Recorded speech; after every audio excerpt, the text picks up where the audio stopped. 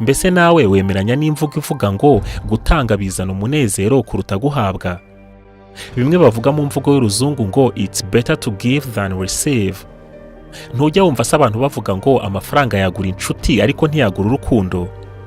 Mbese buriya tugomba kwiberaho gusa cyangwa ahubwo ubuzima bwagakwiye kugira igisobanuro nyacyo mu gihe abantu bose babayeho neza?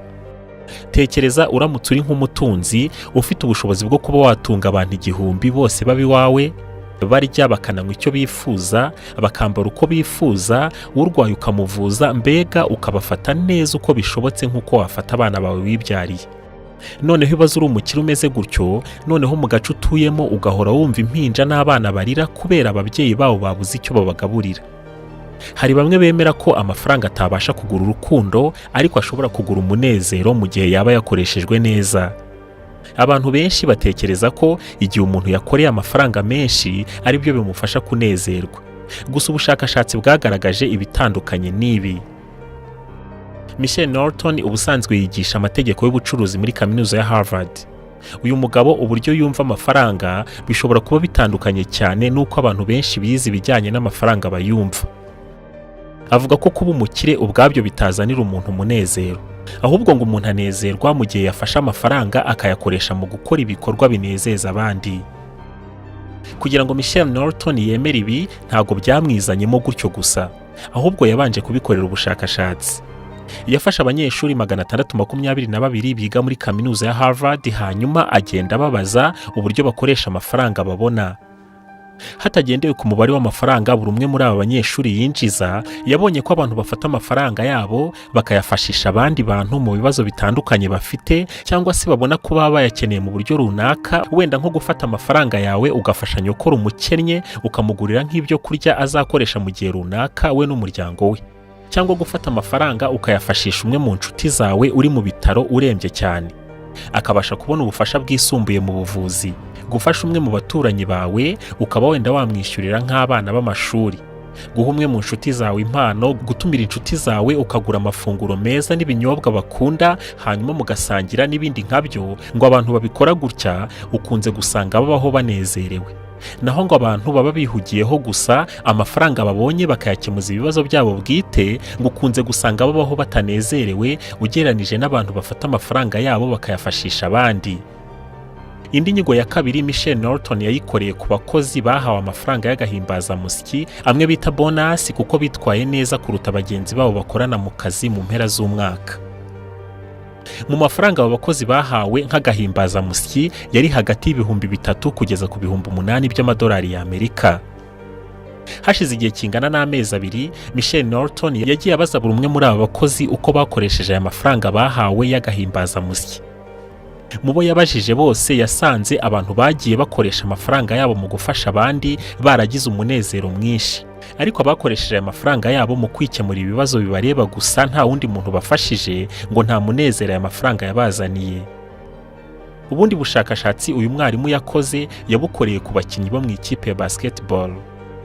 Yafasha abakinnyi abaha amafaranga, hashize igihe kirekire aza kuzagaruka abaza aba bakinnyi uko bayakoresheje.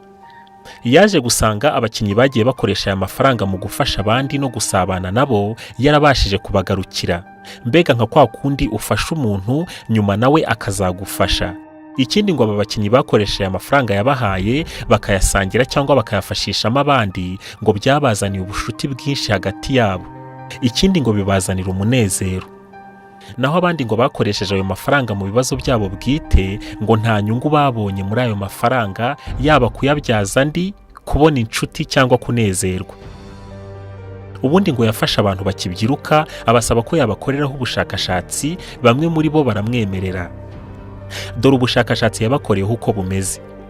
Yafashe amafaranga ayaha abana, hanyuma basaba ko bagura icyo bashatse bo ubwabo ntawe bahaye, cyangwa bakagira undi muntu bagurira. Aha buri wese yari afite amahitamo yo gukora icyo ashatse, kugira uwo agurira cyangwa kwigurira ku giti cye nta wundi muntu aguriye. Nyuma yo kubigenza gutya, yaje gusanga abana bafashe aya mafaranga yabahaye bakayasangira na bagenzi babo, ari bo banezerewe kuruta babandi bari aya mafaranga bonyine nta wundi bahayeho. Binasa n'ibyo undi mushakashatsi witwa Elizabeth Dan yakoze igihe yari arimo gukorera impamyabumenyi y'ikirenga mu mitekerereze ya muntu muri kaminuza yitwa UBC, cyangwa University of British Columbia. Ubushakashatsi bwe bwari bugamije kumenya ukuntu umuntu yakoresha amafaranga ye bikamuzanira umunezero. Yafashe abanyeshuri 46 abaha envelope zimwe zirimo amadolari 5, izindi zirimo amadolari 20. Nyuma yo kubaha amafaranga yabasabye ko bayakoresha uko bashaka. Nyuma yaje kubona ko abantu bakoresheje aya mafaranga yabo bayafashisha abandi cyangwa bakayasangira na bagenzi babo ngo bari bishimye cyane ugereranije na babandi bafashe amafaranga bakayabika cyangwa se bakayaguramo ibintu byabo bishakiye nta wundi muntu bayahayeho. Mu banyeshuri bari bishimye kubera ko amafaranga babonye bayahayeho abandi bari mu byiciro byombi. Ibyo babonye envelope zirimo amadolari 20 n'ibyo babonye envelope zirimo amadolari 5. Ikindi cyatumye umushakashatsi akoresha amafaranga atandukanye mu ngano yagiraga ngo arebe niba kwishima kuko watanze bigira aho bihurira n'ubwinshi bw'amafaranga watanze. Ariko yasanze igikorwa cyo gutanga ubwacyo aricyo kizana umunezero ubwacyo kuruta kuvuga ngo hatanzwe byinshi cyangwa bike. Professor Stephen Joseph ni umwarimu wigisha muri kaminuza ya Nottingham iherereye mu gihugu cy'Ubwongereza, izwiho gukora ubushakashatsi cyane ku mitekerereze n'imibanire y'abantu. Professor Stephen Joseph avuga ko amafaranga agira agaciro cyane iyo yakoreshejwe mu kubaka imibanire myiza hagati y'abantu kuruta kuvuga ngo umuntu yiswe umukire kuko afite amafaranga gusa ariko nta wundi ayafashisha. Dalai Lama wa mbere ni umuyobozi ukomeye utwaye ukwemera kw'abayoboke bo mu idini rya Buddhism. Mu gitabo kijyanye n'imyemerere y'iri dini yanditse avuga ko umunezero w'umuntu uva ku bandi. Ngo umuntu we ku giti cye ntago yihagije kugira ngo anezerwe nubwo hari imvugo zishobora guhakanya ibi. Mahatma Gandhi, intwari y'amahoro ku Bahindi, avuga ko umunezero wuzuye umuntu awubona iyo uturutse ku bandi bantu banezerewe bimuturutseho. Ibi bigaragara byanditse mu magambo y'Icyongereza agira ati "The best way to find yourself is to lose yourself in the service of others." Uretse kuba dufite ubushakashatsi bwinshi bugaragaza ko gutanga ari byiza kuruta guhabwa, hari n'abandi bantu benshi bagiye bakora ibikorwa by'ubutwari bagarutse kuri ibi. Nka Martin Luther King wagize uruhare rukomeye mu kurwanya ubucakara, nawe yavuze ko imbaraga zamugize uwo ari we ari ukwemera guharanira umunezero w'abandi kurusha uko yaharanira umunezero w'ubwe. Ko tubonye ko umuntu aha abantu bake yewe atanatanze byinshi bigatuma agira umunezero, noneho uramutse uhaye abantu benshi kandi ukabikora ubikunze byakuzanira umunezero ungana iki? Ibaze noneho gufasha abababaye twese tubyumvishe gutyo akaba ari wo munezero wacu, tukabikora mu buryo buhoraho kandi tubyishimiye. Ushaka kumenya byinshi kubwira ubujyanye no gutanga, wazasoma igitabo cyitwa Stories and Science Behind the Life-Changing Power of Giving, cyanditswe na Jennifer Santi. Muri iki gitabo uzasangamo imbaraga zidasanzwe ziri mu gutanga utizigamye. Kuko burya ikintu gituma tugira neza ntibituzanira umunezero nuko dutanga twigengesereye, tugatanga ibyo natwe tudakunda, tugatanga tutishimye, tugatanga uyu munsi ejo tukabihagarika n'ibindi nk'ibyo.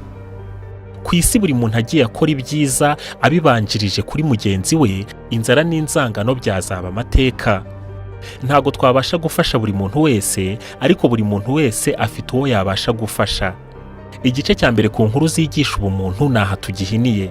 Niba utarakora subscribe wayikora kandi ukanasangiza abandi izi nkuru nziza ku zindi mbuga nkoranyambaga nka WhatsApp, Facebook n'ahandi, urabuteye inkunga ibikorwa byo kubaka ubumuntu mu bantu. Turabashimiye kuba mwadukurikiye. Ngewe mwumvaga nitwa Kayishunge Etienne. Murakoze. Iyo wize neza urasobanukirwa. Iyo usobanukiwe umenya neza icyo ushaka kuzageraho, ukanamenya inzira izakikugezaho utayobaguritse. Niba urangije icyiciro rusange cy'amashuri, nkwitiyemo kwiga mu ishuri ryitwa ITS Kigali riherereye Gasogi, baguha ubumenyi mu myuga ijyanye n'igihe, ureke guta umwanya ushakisha aho uzajya kwiga. Bafite amashami nka Computer Science, Tourism, Culinary Arts aribyo kwa guteka bya kizungu, gufotora no gukora filimi zigezweho. Ibaze ishuri rigushakira stage, bagafasha n'abanyeshuri batsinze neza kubona akazi. Buryo uziga umwuga muri ITS Kigali, wabahamagara kuri 0786 77 46 34. Ihutire kwiyandikisha kuko abanyeshuri bakeneye kwiga muri ITS ni benshi.